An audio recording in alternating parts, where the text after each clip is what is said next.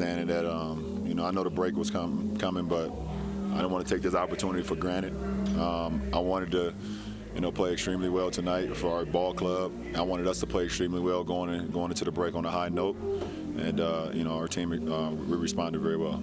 You haven't had a ton of games lately with that kind of possession by possession down the stretch things. What are you looking for there, and especially with AD in the two-man game and how you guys are able to get good shots? That's it. We're just trying to get great shots.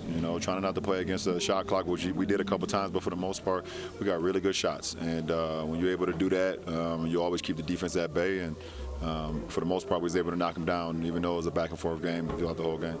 You could argue that AC and Dwight came in and kind of changed the tempo of the game, especially on defense. So what did you see from Caruso and Dwight, and how big was that? You said it. I mean, Dwight came and changed the game from an offensive rebounding standpoint, just bullying, whoever was on him, being able to get to the free throw line, getting us into the bonus, getting us some dunks, giving us extra possessions, and then AC defensively was just so in tune, getting steals, getting stops, getting strips, and being a very ultra-aggressive on the offensive end. So those guys were unbelievable off the bench for us.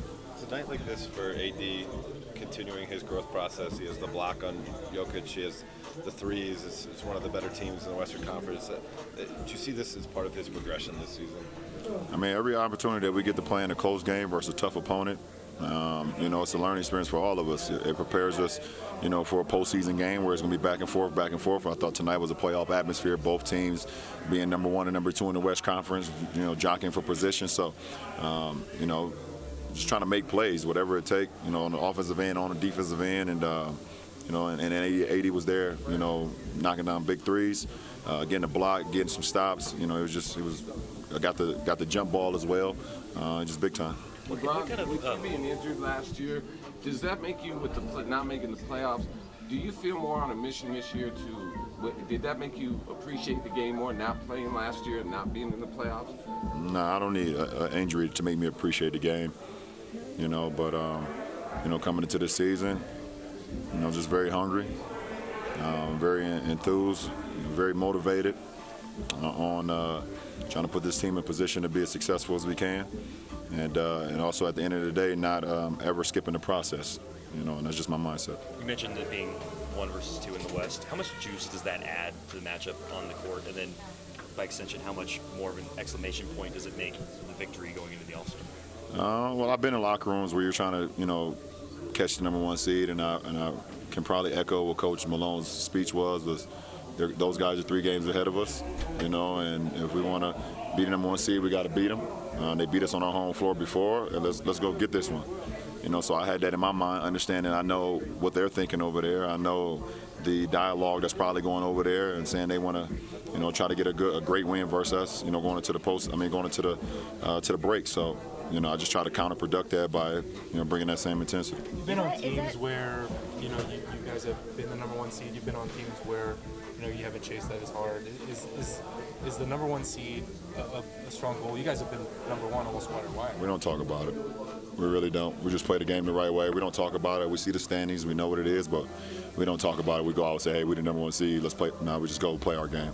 And if it happens, it happens. You'll have a 6-week sprint after the break until the postseason.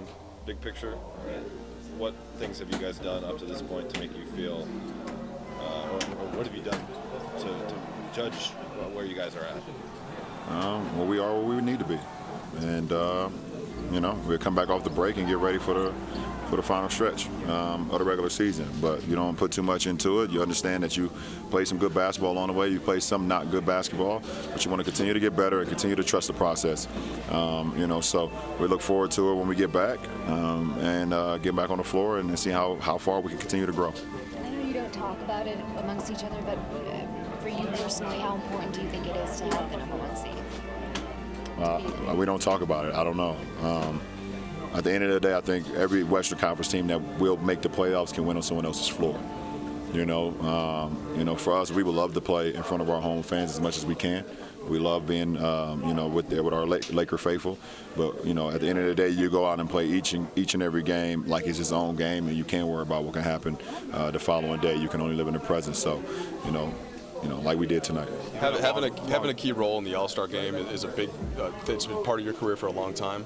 Do you find any ways to find breaks, just mental, over these? I try. I truly try, and I got a couple days now where I can try to get a little break mentally. So we see what happens. All-Star break is obviously for guys that are not a part of the All-Star weekend. So I'm very excited about my teammates being able to get some rest, decompress, get away from the game, and come back fresh. And myself will be locked in for them, no matter how much rest I can get. So it doesn't matter. You have a long-standing partnership with University of Akron through your foundation, and today was an announcement that expanding that partnership for your kids to with Kent State. Yep. What can you tell us about how that came about? How did it come about? Kent State loves what we're doing.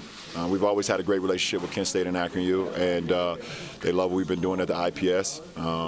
And we love the university as well. So it's always mutual when we're able to come together, something like that. So to be able to give free tuition to my inaugural kids at my